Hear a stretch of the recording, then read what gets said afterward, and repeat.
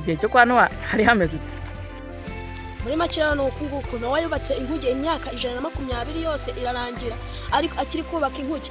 Gusa nyine abantu bamufashije mu kubaka inkuge ntabwo bose ariko binjiranyemo. Nowa n'umuryango we nibo binjiye mu nkuge, abo bonyine abakazana we nibo binjiye mu muryango. Mbega muri make umuryango we gusa niwe winjiye mu nkuge n'inyamaswa zose, ariko bamwe baba bigendeye mu birori. Mbega muri make bigendeye mu birori, kwihangana kwabo ntabwo bageze kwihangana. Mbega muri make Reka nkubaze, Nowa yari muntu ki?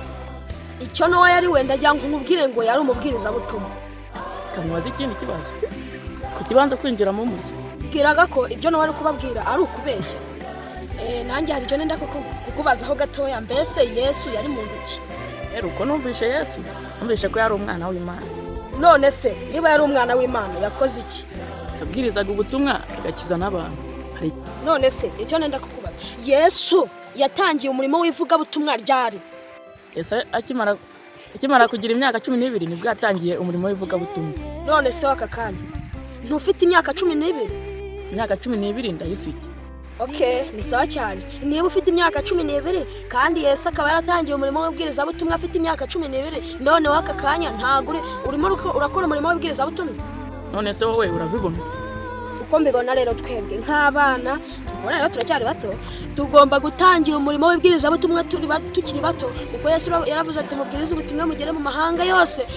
Ubwo rero natwe tugomba kubwiriza ubutumwa tukagera mu mahanga yose, kugira ngo umwami Yesu azabashe kutwongerera ingororano, kuko buri wese azahabwa ingororano zikwiranye n'ibyo yakoze. Niba warakoze ingororano zikwiranye n'urupfu, uzabona urupfu. Niba warakoze ingororano zikwiranye n'ubugingo, uzabona ubugingo. Rero njyewe nuko mbibona dukwiye gukora umurimo tukiri bato, kuko mu gihe kizaza uko utangiye uri muto ugenda ukura. Nuko rero nanjye niko mbibona pe. Niko bimeze, tugomba gukora umurimo w'Imana bigihumeka. Ijambo ry'Imana rero rivuga ngo tubwirizwe ubutumwa, natwe tububwiriza abandi bose. Niba iyi video iri gushimishije nawe uyibwiriza abandi bose.